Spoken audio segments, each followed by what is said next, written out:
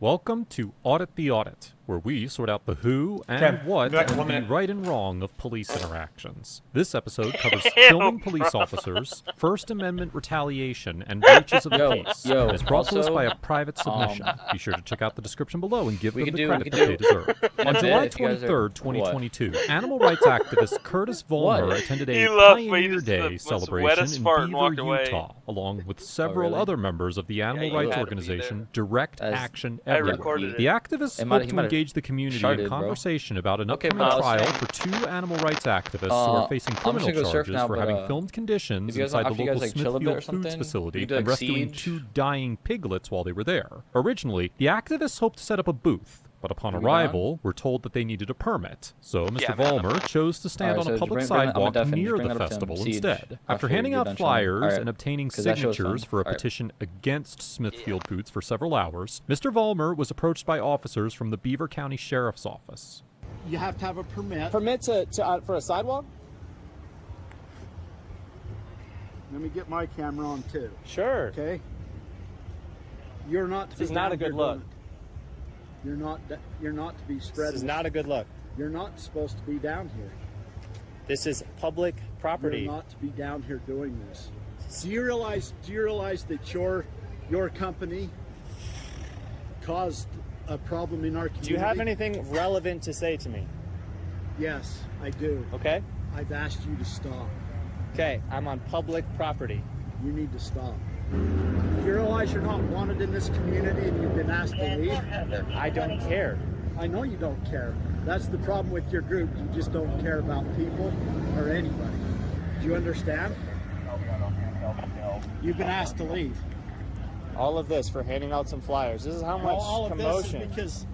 All of this because your group has been a direct influence on shutting down Smithfield Foods.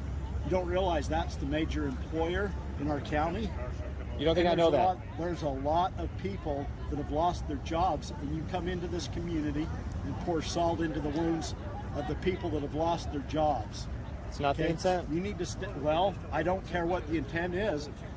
What you're doing is causing a disturbance in the community. I'm not trying to cause a disturbance. Well, I'm just trying to have conversations with people. You are. And if people don't want to talk with me, I say thanks for your time and on with your day. Okay. I'm going to stand right here and I'm going to tell people not to talk to you. Then fine, do that. Okay. This is great content for us. Absolutely ridiculous. This is very anti-free speech.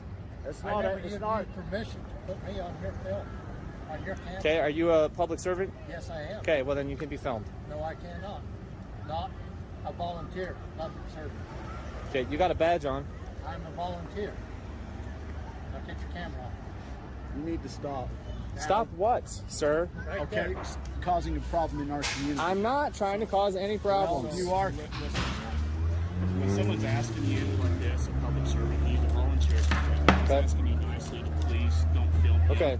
And we're asking you to stop filming him. Okay, I won't film him. We're giving you a lawful order to not do that. Okay. If you violate that lawful order, sure.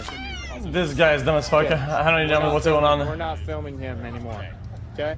We're filming you two. One of the volunteer officers informs Mr. Vollmer that he does not consent to being filmed. And when Mr. Vollmer protests, Deputy Law states that he was given a lawful order not to film the officer, and he will be committing the crime of disorderly conduct if he disobeys it. Under Section 76-9-102 of the Utah Code, quote, an individual is guilty of disorderly conduct if the individual refuses to comply with the lawful order of a law enforcement officer to move from a public place or an official meeting, or knowingly creates a hazardous or physically offensive condition by any act that serves no legitimate purpose, or intending to cause public inconvenience, annoyance, or alarm, or recklessly creating a risk of public inconvenience, annoyance, or alarm, the person engages in fighting or in violent, tumultuous, or threatening behavior, makes unreasonable noises in a public place or an official meeting, makes unreasonable noises in a private place, which can be heard in a public place or an official meeting, or obstructs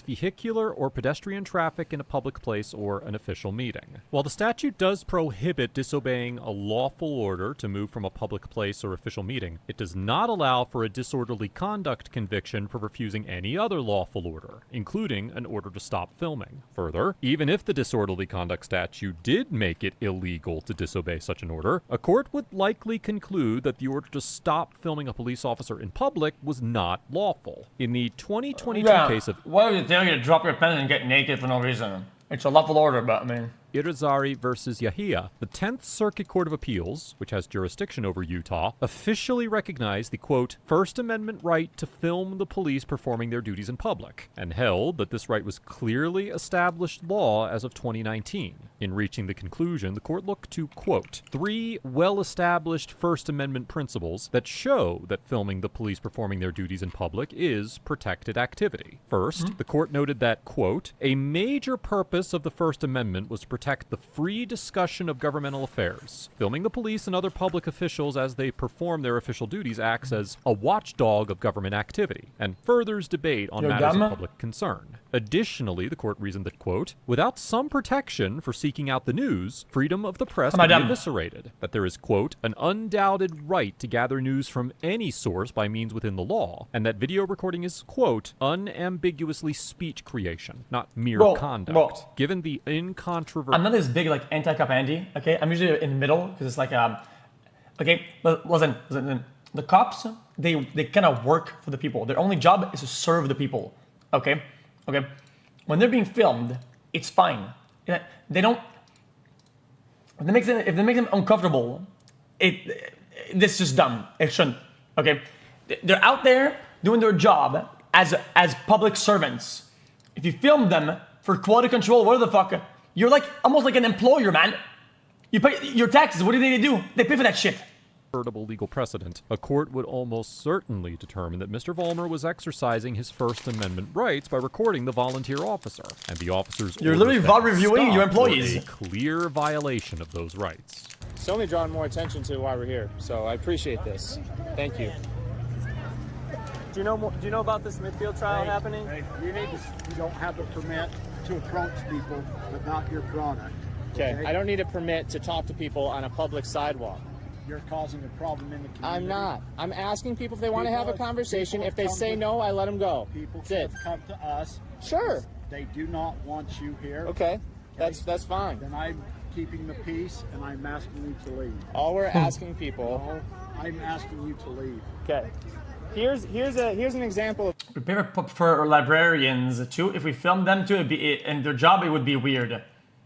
It's a public place. You probably film them. Yeah, that's fine. What kind of argument is that? Librarians? Dumb fuck. I think there's a difference between filming outside, police doing their work, and going inside of a library and going, hey, say cheese, say cheese. I think the extent of which you're stretching that fact is fucking stupid. Shut up, you moron. Heard about the Smithfield trial? Yo, film this dick, they don't man. want to talk. Okay, that's it. I move on. People don't want to talk. We move on. Everybody, have y'all heard about the Smithfield trial? The upcoming Smithfield trial? These are the people that are trying to shut down Smithfield. Okay? It's not true. These are the people that are trying to shut down Smithfield. It's not true. Mr. Vollmer attempts to speak with multiple members of the public, and each time, Deputy Woolsey tells them not to speak with him because he is trying to, quote, shut down Smithfield. While police officers do have First Amendment rights as citizens of the United States, as government employees, they can face consequences for their speech in ways that private citizens cannot. Because these are lawful orders now, right? While on duty and in uniform. As the Supreme Court described in the 1983 case of Connick versus Myers, decisions as to when a government employer can take corrective or disciplinary action against an employee for their speech must, quote, seek a balance between the interests of the employee as a citizen in commenting upon matters. I'm telling you is that, he's doing this and he shouldn't. Tell people not to engage with somebody. What if they don't? Are they breaking a law? Well, they kind of are, so he shouldn't be doing that shit. of public concern and the interest of the state as an employer in promoting the efficiency of the public services it performs through its employees. Similarly, the court noted in the 1994 case of Waters versus Churchill that for speech by a government employee to be protected by the First Amendment, it, quote, must be on a matter of public concern, and the employee's interest in expressing herself on this matter must not be outweighed by any injury the speech could cause to the interest of the state as an employer in promoting the efficiency of the public services it performs through its employees. Here, while Deputy Woolsey's speech was undoubtedly on a matter of public concern, a court would most likely determine that his interest in expressing his opinion at the time, and in the way that he did, was outweighed by the potential injury to the state's interests, as his actions likely constituted so-called First Amendment retaliation against Mr. Vollmer for his protected speech. In general, the First Amendment prohibits the government from retaliating against an individual for exercising protected expression. As the 10th Circuit... acting like Legos morals. Alright, guys, here is this guy, okay? His name is Pepega, okay? Look at this guy.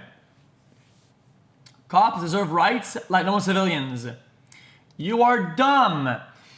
If you're a cop and you say, do not talk to this person, okay? As a cop, you can't say that if there's no goal behind it that does anything. Bro, you're literally giving an order. Hello, Mr. Q. You're leaving an order to people randomly because you don't like what he's saying. That's so stupid. That goes against your freedom of speech, goes against the freedom of speech. Literally, the guy is raising his freedom of speech, and that the cop should say, no, don't let this guy. That's removing his freedom of speech by giving lawful orders to people to not to engage with that person. You're fucking being stupid as fuck. What a dumbass. Imagine if someone asked... You're so dumb. It noted in the 2000 case of Worrell versus Henry, quote, any form of official retaliation for exercising one's freedom of speech, including prosecution, threatened prosecution, bad faith investigation, and legal harassment, constitutes an infringement of that freedom. The decision also explained that to succeed in a First Amendment retaliation claim, the plaintiff must prove that they were engaged in constitutionally protected activity, that the government's action caused them, quote, to suffer an injury that would chill a person of ordinary firmness from continuing to engage in that activity, and that the government's action was, quote, substantially motivated as a response to the plaintiff's exercise of constitutionally protected conduct. In this situation, Mr. Vollmer was unquestionably engaged in speech that was protected by the First Amendment. And if you don't try to type something stupid and you're being dumb and you're being asked, okay, you get the same thing. I mean, I'm gonna say the same thing, man.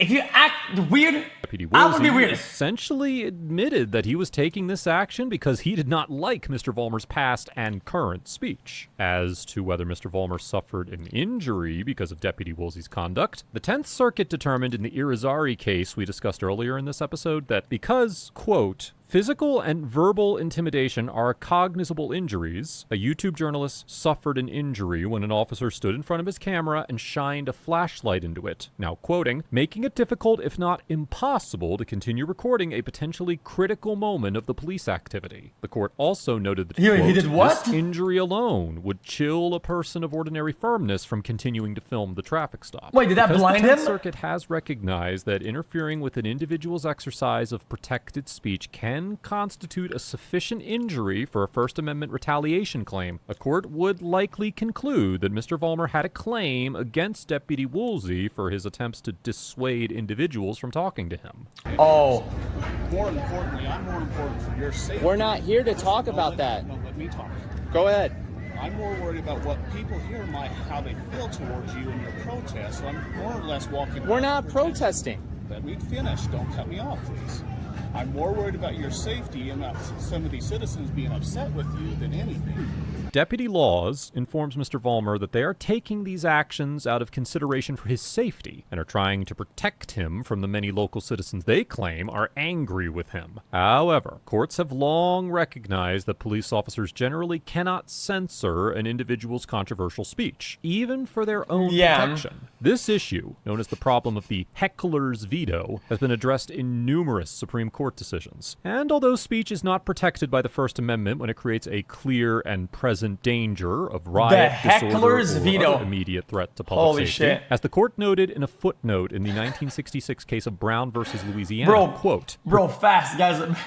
Participants in an orderly demonstration in a public Hey, place but in the are Supreme not Court, we have to discuss chargeable the with heckler's danger veto. that their critics might react with disorder or violence. In the 1949 case of Terminiello versus Chicago, the Supreme Court overturned a disorderly Good conduct take. Okay, conviction shut up, against dude. a suspended Catholic priest who, in an address that he delivered in a Chicago auditorium, quote, condemned the conduct of the crowd outside and vigorously, if not viciously, criticized various political and racial groups. Despite the fact that police officers assigned to the meeting to maintain order were not able to prevent several He did what? disturbances, and, quote, the crowd outside was angry and turbulent, the court determined that he could not be convicted for disorderly conduct simply because his speech caused, quote, a breach of the peace. In reaching this conclusion, the court explained that, quote, a function of... I'm not taking the chat for no reason, dude. If I were to go to chat now, with people that don't agree with this, okay? Dude, we're gonna watch security camera Free footage. speech under our system of government is to invite dispute. It may indeed best serve its high purpose when it induces a condition of unrest, creates dissatisfaction with conditions as they are. How or do you even already have stirs it? people to anger. How? The court expressed a similar sentiment in the 2011 case of Snyder versus Phelps, where it held that the infamous Westboro Baptist Church could not be sued for protesting soldiers' funerals, noting that although speech can inflict great pain, quote, we cannot react to that pain by punishing the speaker. As a nation, we have chosen a different course, to protect even no evidence that his speech was I don't have evidence after that. almost certainly conclude that the deputies could not censor Mr. Vollmer's Okay, I don't speech care anymore about based this, on the officers get an F for blatantly violating Mr. Vollmer's First Amendment True. rights, actively hindering his attempts to engage the community in dialogue, and retaliating against him for simply exercising his fundamental right to freedom of speech. It is undeniable that the deputies allowed their personal feelings about the activists, thanks, their Osama. As long as speech, being nice in and the chat. Smithfield A nice chair Foods today. to Holy. interfere with their duties as law enforcement officers. While there was no apparent evidence that anyone in the community was bothered by the activist presence, if the officers truly believed that they were in danger, the Constitution required them to physically protect the activists while also protecting their rights to speech. Instead, the Beaver County officers chose to censor the activist speech and cite Mr. Vollmer for disorderly Fair enough. conduct for doing nothing more than exercising his First Amendment What rights. about the guy speaking? What does he Mr. get? Vollmer gets an A+ for understanding and defending his constitutional rights, trying to educate the officers on the First Amendment, and maintaining a respectful demeanor throughout the encounter. Although their attempts were ultimately unfruitful, I commend Mr. Vollmer and his fellow activists for trying to engage in meaningful conversation Look with at the this dude. officers to explain the protections granted to speakers by the First Amendment, and for immediately taking appropriate legal action against the officers. It seems clear that the officers' actions were incontrovertibly unconstitutional, and it will be interesting to see how... Okay.